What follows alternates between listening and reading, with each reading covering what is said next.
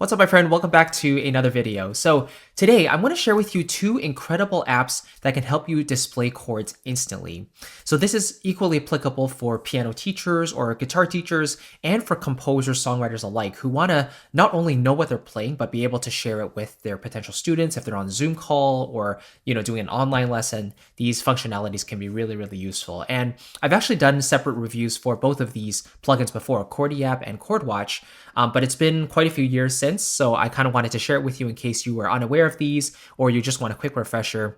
I want to share with you what these apps can really do. Let's start with the first one here, ChordieApp. So I'm going to move Chordwatch out of the way. But essentially, both of them promise very similar things. And that is essentially to give you instant display of whatever you're playing, whether that's single notes or full chords. So let me just play a little bit from ChordieApp and show you what it looks like.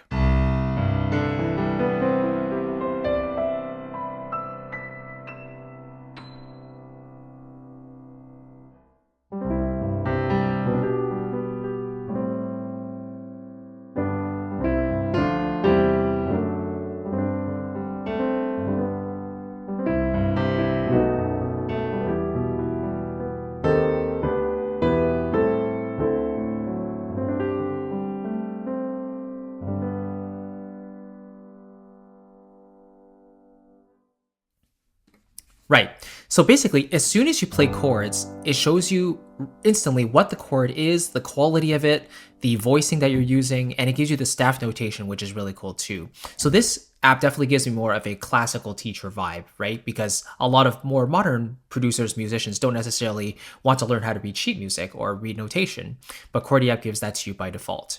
So this is the standard piano view, but if we take a look at the fretboard preferences, there's also the fretboard module, which is really cool for guitarists and guitar teachers. So for example, if we want to learn how to play an A flat major chord, I can play or input these notes manually by clicking them into the software. So A flat C and E flat, these are the strings and the fret positions that you would be using for those notes, right?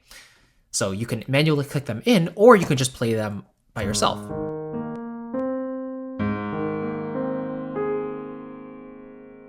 Right? So it shows you where those notes would be on the guitar. So it's pretty cool. It's a very visual display. It doesn't necessarily give you all the fingerings though, right? So it is sort of just a display of what the chord would look like on the guitar, but it's still a really cool visual. So let's turn that off for a second. Now, of course, they give you the key of C by default. So let's change it up a little bit. Let's go to maybe E major and have a listen.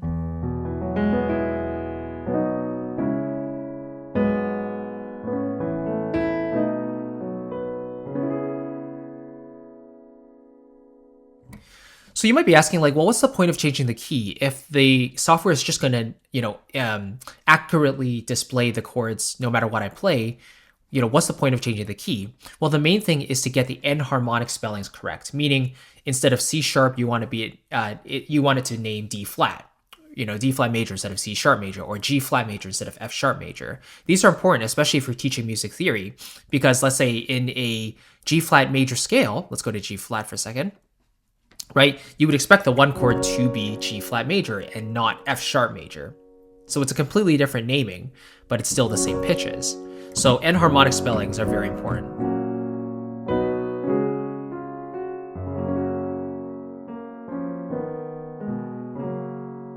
Right? And you notice all these chords I'm playing are actually named in flats, which is accurate if I'm playing in the key of G flat major.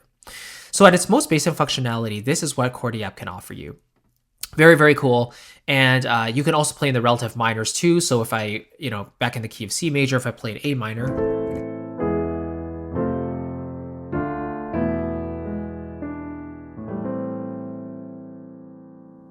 Now you do notice some of the spellings here are not absolutely correct. So here I'm playing G sharp, but they call it A flat. But I'm playing in the key of A minor, so you would expect the 5 chord to be an E major chord, and the third is G sharp instead of A flat. So there are slight discrepancies there, but as long as you get the general idea, it's very useful in that regard. So that is ChordieApp. Again, instant chord labeling and notifications. It's very wide, very open, and I just like this general aesthetic of a clean white background and then giving you that black text instantly, just like that. The other app here that I use quite often is Chordwatch. So Chordwatch is sort of similar. Let's close off ChordieApp for a second. And Chordwatch does very similar things. Let's just play a little bit here.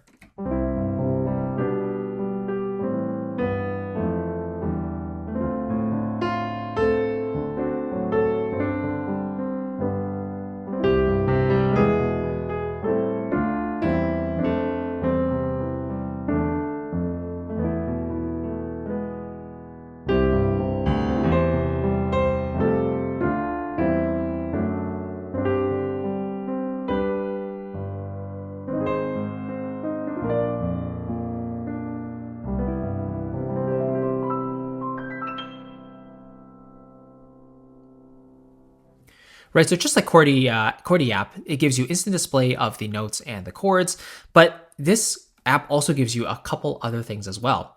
So at the top here, you can still see you can select your tonic, your starting note, and what's also really cool about this app is it gives you different scale types that you can pick from.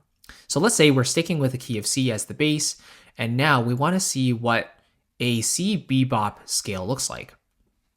Now you can see the keypad here actually lights up with different colors. The white notes have the blue, and some of these black notes have the pink. And so what this does is it essentially shows us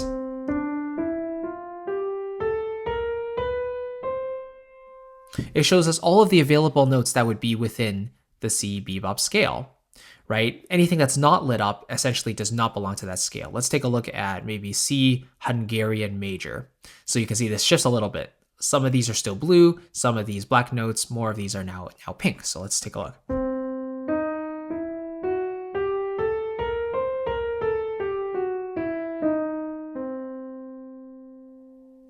Right?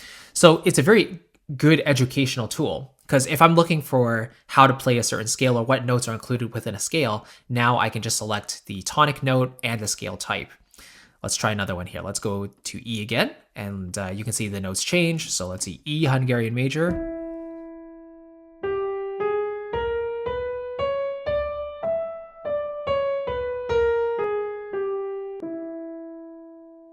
Pretty interesting. Pretty interesting. Now what's really cool is within each of these scale types, you can also choose chord types to display as well. So it's not just the scale that displays, but true to the name, Chordwatch, it can also give you some voicing options too. So let's say we want to know what 6 sharp 11 chords are within the C Hungarian major scale. And they show us 2 possible options. We have C and we have D sharps, right? So you can see this chord voicing, the C 6 sharp 11, C, E, G, A, F sharp. There's that chord that fits within this scale and also the one starting on D sharp. Another really cool thing is that you notice how this looks relatively small right now. So if I actually want to expand it, I can actually click this full screen option. And now you can see it shows me this keyboard, which is awesome, right?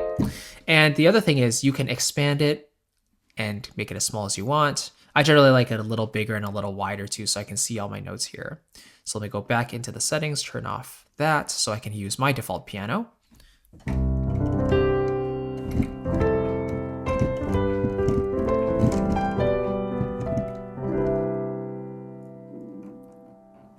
Right, so if you want to make the sizing a bit more visual appealing for your students, that's a really easy way to do that. And of course, you can minimize the keys, the key ranges, or expand it all the way to 88 full keys as well. So that's just a quick look at both of these apps. It's really interesting. Both of them do really, really cool things. Very similar things, right? Instant showing of chords and giving you the voicings. I think the thing that sets them apart a little bit is that ChordieApp gives you the standard notation and it gives you the guitar fretboard. Whereas Chordwatch has the additional flexibility of the scale types and showing you what notes are available within those scales and the chords themselves, which you can preview just by clicking on them, and the adjustable keyboard size. So both have their little features that makes them stand out respectively. If you were to ask me which one I use more at the moment, and by the way, Chordwatch also has their guitar view too, which is always so cool to have.